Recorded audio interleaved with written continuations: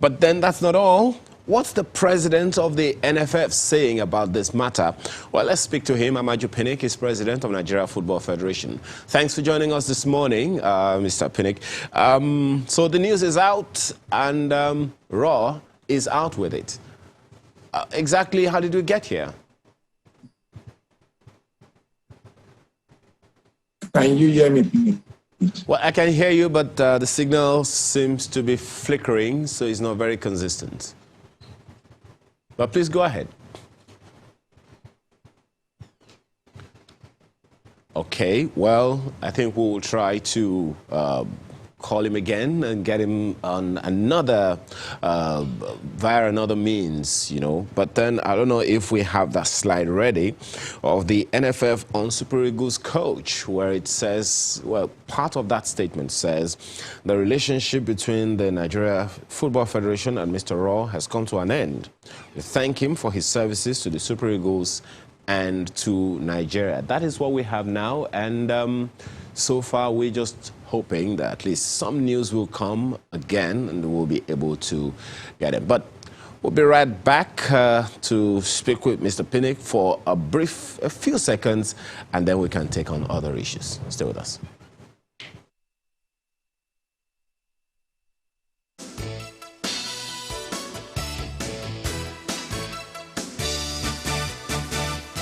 Well, we have Mr. Amaju Pinnick on the phone to talk to us this morning about this developing information of General Rohr's sack. Thanks for joining us again, Mr. Pinnick. So, how did we get here would be the right question, wouldn't it?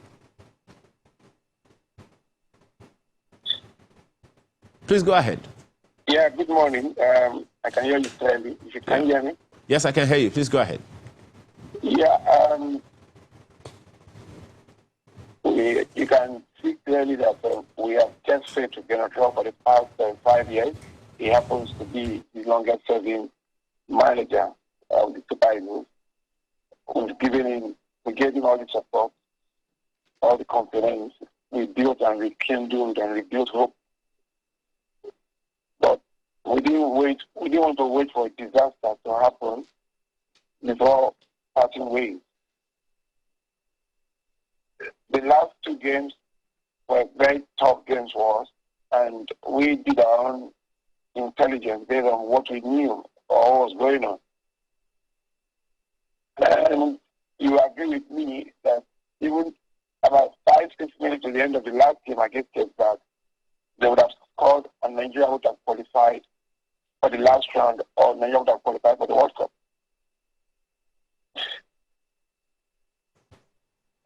It wasn't an individual decision.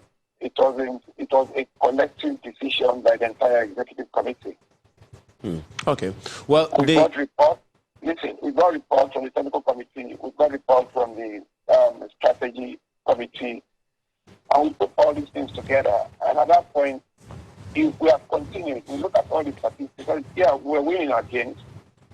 We were struggling in Benin. We were leading 4-0, and they came from behind. If they had got to under 4-5 minutes, perhaps we would have lost that game. You know, so how did that happen? So there are a lot of things we took into cognizance. But when you part with it, you don't want to start ascribing blame. You just let it go and let us face the future with renewed hope and renewed zeal. You know, and that's what football is. It's been here for 5 years. We did everything that we did, but one major factor was that discipline in the team. They lost practically the dressing room. Discipline in the team was at its lowest edge. And once you lose discipline, that foundation of the team has cracked. Players will not turn back at you. Players will not believe that, listen, they are indisposable. A lot of factors that will not militate against the team. So, and there are so many things you people do not know. So, but we need to keep it, because leadership is all about protecting whoever is working with you, so that in case he wants to go and work anywhere else, we can still recommend it. So, but we don't want to go into all those things. We just try to take the bull by the horn at this time before a disaster, you know, we might go to AFCON and exit in the first round. Well, Mr. Pinnick, we might decide not to. Yeah. The disaster was about to happen. So we're trying to take that road by the end and say, okay, no, let us avert this, let us take this risk and see what we'll do from this angle. Okay, but there are those who, for instance, Mr. Aluo, that we spoke with earlier, said that one of the major issues that should concern the NFF is the welfare of the technical crew in its entirety. He alleges, for instance, that just a second, let me just conclude the question. He said, for instance, that the man in question, Janet Rohr, for instance, hasn't been paid for months. I mean, that's what he said. And he also says that even some of the Super Eagles players themselves are not, they do not perhaps feel well motivated enough because maybe some of their allowances have not been paid. It's his allegation. How do you respond to it? Then, the Super Eagles, what are their bonuses? The Super Eagles are all super players in their various super teams. Now, we are not the only matches. We are going about two matches. Just 2 matches of all the matches we played, both AFCON qualifiers and both the World Cup qualifiers. So that is not even, therefore, cannot draw. I know we paid him about 5 months, we paid him about 3 or 4 months. And you see, all our sponsorship, when George was talking about us signing various contracts, all our sponsorship is like a particular program. We have a sponsor that pays Ghana from. We're engaged even last week when we're engaging in today again, but you can even see their sponsor, you can see what happened to them in the oil field. Okay. I tell you, in Bayelsa. So it should not be good for us at that point to start putting pressure on them, knowing that they are spending millions and millions of dollars in trying to put out the fire in the oil field. Just a quick one, Mr. Pinnick. Just a quick one.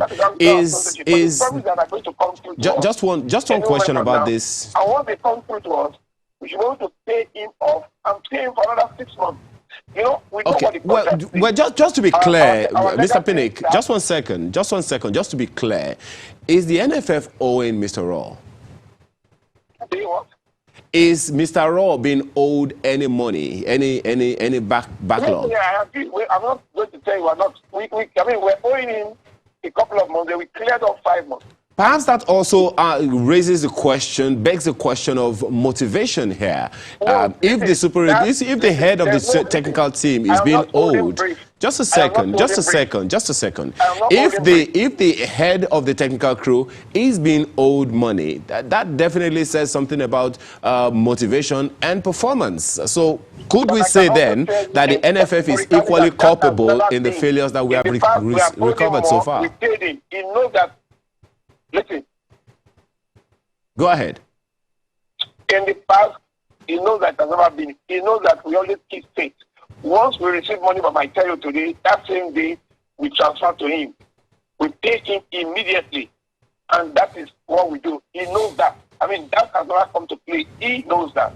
Now, going into the nitty-gritty, and our players, we don't just go out to say, since I came up as president of the Nigerian Board Federation, their welfare has been 100% better than most countries. I can tell you, wherever they are playing, they go with brand new planes.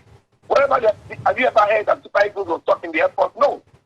Okay. If they are going to Ghana, they go on charter. If they are any hotel they are staying, we make sure they stay in the best hotel. We give them total 100% welfare. You know, in terms of accommodation, in terms of feeding, in terms of medical. Everything is top notch on the Nigerian Board Federation. That we do not compromise. Okay then. Now, well, just one. We're running out of time, Mr. Pinnick. Just a second. Just one very quick one, and then we can close this. Is Austin Eguavon being owed any money? Austin Eguavon's salary is tied to Austin Eguavon's salary is tied to what's called our FIFA operational fund. So it's not being owed a dime, 1 dime. Okay. So we can guarantee that he's not going to suffer the same fate he suffered before. The issue is there are a lot of issues going on globally, not just in Nigeria. So we are not excited that we are owing anybody. As a federation, we are struggling in ensuring. You should understand that we have 11 national teams. It's not just the Super Eagles. Okay. Well, Mr. And we have Pinnick, to I guess that's prioritize one of the public reasons. That's one of the reasons that you applied for the job of president of the NFF, and we expect that you will do the best that you can to ensure that things are done the way they ought to be done. President of Nigeria Football Federation, Amaju Pinnick, thank you so much for your thoughts this morning. So we're back after now to take on the other issues for the day. Please stay with us.